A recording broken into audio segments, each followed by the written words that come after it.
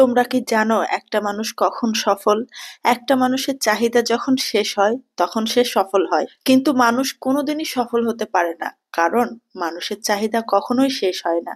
যার যত আছে তার তত চাই। এই পৃথিবীতে কেউই পরিপূর্ণ সুখী না, দেখা যায় কোনো না কোনো দিক দিয়ে সে অসুখী। এই যে আমি, আমার স্বপ্নের কোনো শেষ নেই।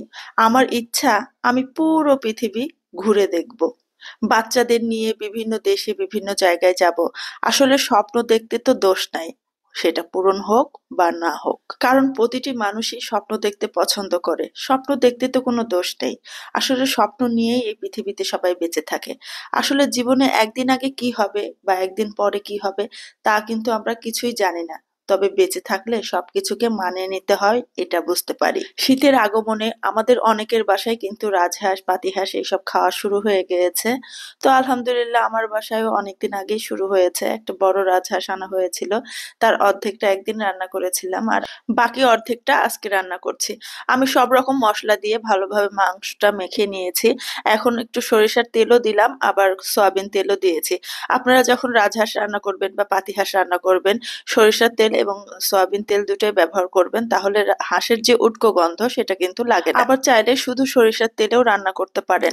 এদিকে আমি গোটা গরম মশলা, কয়েকটা আস্ত শুকনা মরিচ, পেঁয়াজ তেলের উপর ভেজে নিচ্ছি। এখন মাখিয়ে রাখা মাংসটা দিয়ে দিব। মাংসটা আমি বেশ কিছুক্ষণ মানে 20 মিনিট মাখিয়ে রেখেছিলাম। এখন যে কড়াইয়ে মাংসটা মাখিয়ে রেখেছিলাম সেই কড়াইটা ধুয়ে একটু সামান্য পানি দিয়ে নিলাম, আর তেজপাতা একটু কম হয়েছিল মনে হচ্ছে, তাই আর কয়েকটা তেজপাতা দিয়ে নিলাম।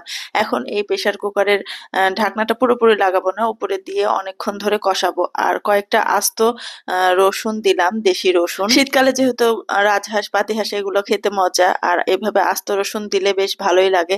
ওদিকে আমার বড় কন্যা, সে কিন্তু হাঁসের মাংস খায় না, তার সামান্য একটু খাসির মাংস ছিল ফ্রিজে, তাই ওর জন্য ওইটা একটু আলু দিয়ে রান্না করে দিব। আর এদিকে আমি গরম পানি দিচ্ছি আর কষাচ্ছি, বারবার গরম পানি দিচ্ছি আর কষাচ্ছি। যে কোনো তরকারি, বিশেষ করে মাংসের তরকারি, যদি গরম পানি দিয়ে দিয়ে কষানো হয় তাহলে কিন্তু টেস্টটা ঠিক থাকে। এদিকে বাঁধাকপিটা সেদ্ধ হয়ে গেছে, সেটা আমি আবার তেলে দিলাম। আর এদিকে আবার মাংস কষাচ্ছি। প্রেসার কুকারে 2টা মাংস দিয়েছি।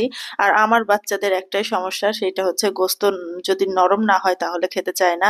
আর প্রত্যেক তরকারিতে, গোস্তের মাংসের তরকারিতে ওদের আলু দিতে হয়। ওরা মাংস খাওয়ার আগে আলু খোঁজে, বলে যে আলু কোথায়। এদিকে কষাতে কষাতে আস্ত রসুনগুলো যখন সিদ্ধ হয়ে গেছিল তখন আমি সেগুলো একটা বাটিতে উঠিয়ে রেখেছিলাম।